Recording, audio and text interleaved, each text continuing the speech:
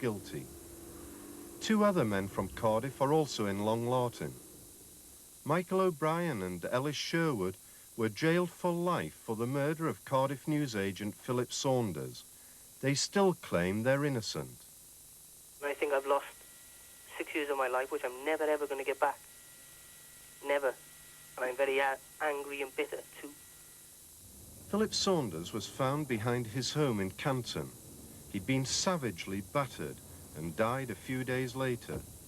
He ran the newsagent's kiosk at Cardiff bus station. He was robbed of the night's takings. The police reconstructed his movements after locking up. The then head of South Wales CID, Don Carsley, took the part of Mr. Saunders. Well, he normally had a few drinks until closing time. After leaving, he drove home alone in his white Daihatsu van, his day's takings in his pocket. At Anstey Court, he was overheard talking to someone in his backyard. At the time, it was believed Mr. Saunders knew the man who killed him. A witness said she saw one white male, 6 feet tall. Michael O'Brien, Ellis Sherwood and a third youth, Darren Hall, were arrested and questioned. O'Brien and Sherwood were released. O'Brien went to his parents' home. When they were released by the police after 36 hours, the police said they didn't want to see them for 5 weeks. But then a week to the day he was released, the Tuesday, they were here at 8:30 in the morning. And I was just walking down the road, as a matter of fact, going to work that morning, wasn't I? And I passed him, and I didn't realise what it was. There was about 16 of them here. I don't know how many was there, Mary? Oh, there was 3 inside, one at the back door, one at the front door, one at the front gate. O'Brien, Sherwood and Hall were convicted. There were 2 crucial pieces of evidence. One was a confession from Hall that he'd been the lookout while the other 2 attacked Mr. Saunders.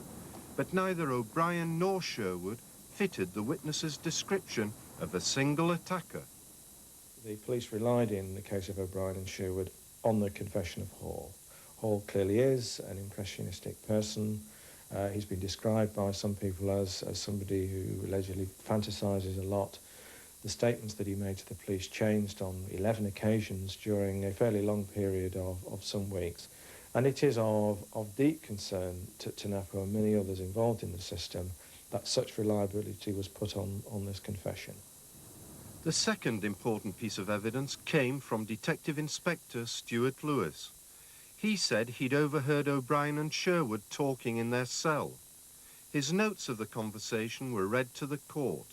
It amounted to a confession that they'd killed Mr. Saunders. I have read through the alleged transcript between the 2 again and again and again, and it reads like something out of an Ealing comedy. It's very, very difficult for me to accept that they could have possibly said that. It is so sort of stereotypical of what a confession would have been like. O'Brien and Sherwood denied the conversation. The jury convicted. It's not the first time Inspector Lewis has been involved in a confession allegedly made in a cell. In 1982, the then Sergeant Lewis arrested Robert Griffiths. He was accused of being involved in a conspiracy to bomb Conservative Party targets in Wales. Crucial evidence against Robert Griffiths was that he had confessed in his cell to Sergeant Lewis. Griffiths denied he made the confession.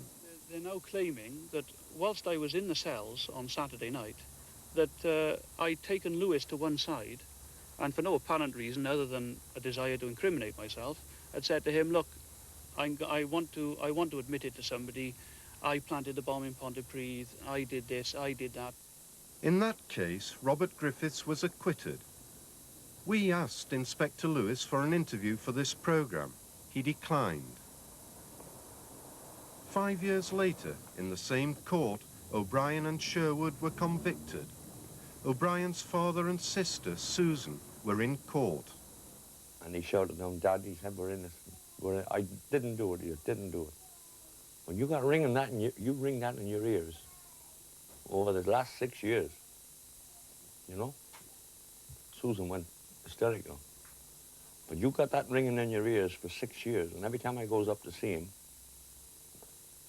he said, Dad, and I used to visit him on remand, visit him every day, didn't I, Mary? So walk from Landa from work to see him, you know. Dad, get me out, Dad, get me out. And that's, because I know he hadn't done it. Michael O'Brien, Ellis Sherwood and Paddy McCann are tonight on hunger strike in Long Lartin. They've exhausted the present system by which they can appeal. The whole thing was pitted with problems. It's lack of legal advice, it's delay. I mean, there are people in Long Lartin who've been waiting 10, 15 years for justice. McCann, O'Brien and Sherwood have now been waiting 4 or 5 years apiece. And all the signs are, I'm afraid, that they're going to wait a few years longer. The families at yesterday's demonstration want the government to change the appeal system. It's believed the Royal Commission will recommend changes. The big change expected is the setting up of